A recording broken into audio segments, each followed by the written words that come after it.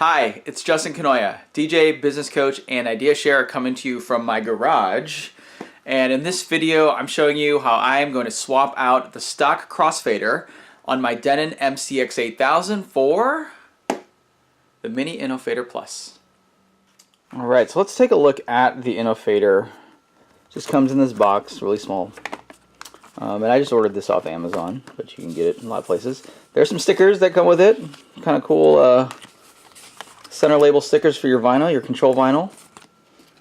And these remind me of the Ohio State Buckeyes.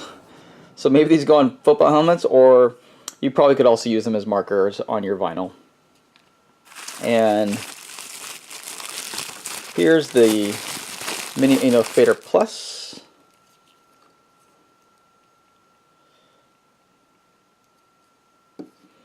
It comes with some cleaning solution, the deoxit, and also it just comes with various cabling depending on what you're replacing it with. So this really works across various controllers and mixers. So they give you really just any scenario that you could possibly be using. There's going to be the proper cabling for it, as well as a mounting bracket. So I don't think we're going to need the mounting bracket because we'll just use the one that's currently in here. But for some reason, if you had to replace that too, it's all in here.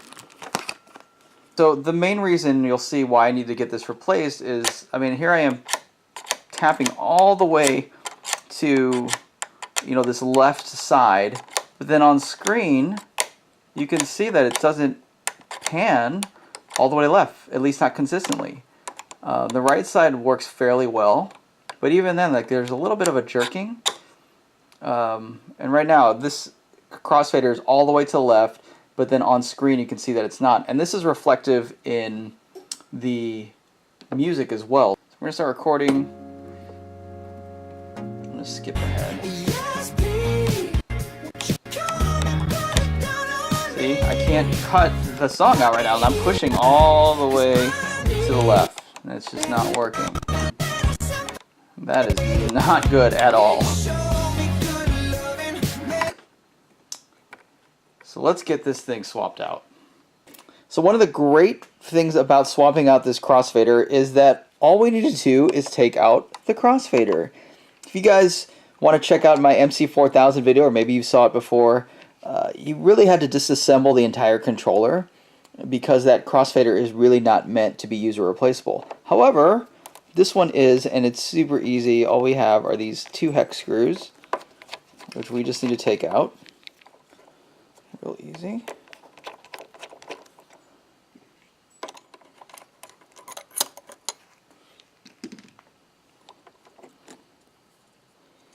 And we'll take the faceplate off, just set that aside. And as I mentioned earlier, the Innofader comes with mounting brackets, but we'll just use the same one. And all we're going to do is, looks like we need to unscrew here and here and disconnect this plug, and then we'll just put in the new Innofader. Should just pull out. There we go. Super easy. And it'll just stay right there. And then I'm going to now take off the mounting bracket, and we're going to preserve that. So we're just going to remove this real easily. There's one, and then I'm going to do the other one right now. Okay, so we took the 2 screws out, and this is our old one, and we'll just set this aside. And here is the Innofader, and here is the Denon mounting bracket, and you can see that it fits on there just fine, and the screw holes right here and right here match up perfectly. So this will work out just fine, and we just need to connect the cable. Right, so the Innofader comes with all of these different adapter cables. We can't just go straight from this cable directly into the Innofader, as the MCX8000 crossfader just connected directly to it. So these are essentially adapters, and the adapter that we need is this like little mini 3-pin. So there's 3 pins here that will plug into there, and then this end the female end will go into the male end right here on the Innofader. So it's just real easy. As this is just going to go in like that, and then our Innofader, or the adapter for the Innofader, will plug in right here. And there you go.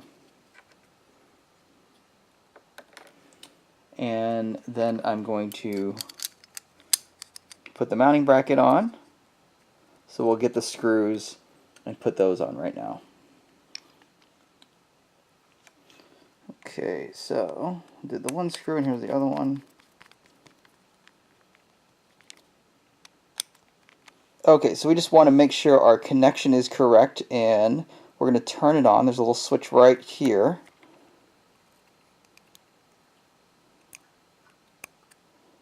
And that green light that just lit up indicates that we have correctly connected and our polarity is correct.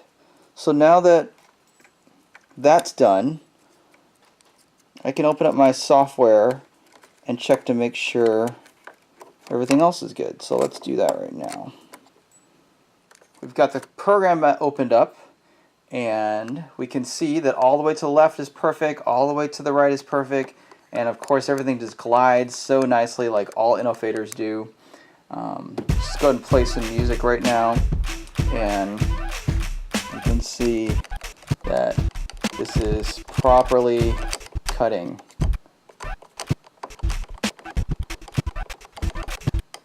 Looks good.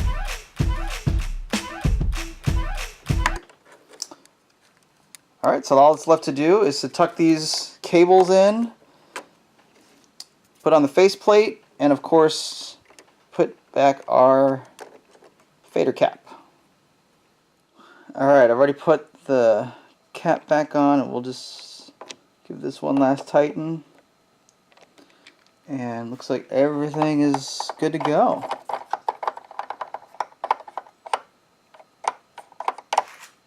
Well, that's a look at the swap out process of switching from the stock Crossfader to the Mini Innofader Plus. If this was helpful for you, please let me know in the comments, or maybe you have some additional questions. Would be happy to answer them for you. And again, also if it was helpful, maybe it might be helpful to someone else. I'd greatly appreciate sharing this video. Maybe you know someone that's going through this same process and swapping out their Crossfader, or maybe just needs to know a little bit more about the Innofader Plus. So share this, and also subscribe. Would love to connect with you further as I continue to produce more videos that not only may help you as a DJ on the gear side, but even from business perspectives and marketing. Constantly looking to share the knowledge that I have as both a DJ and a career marketing and PR strategist. So my name is DJ Justin Kanoya, and I will see you next time online.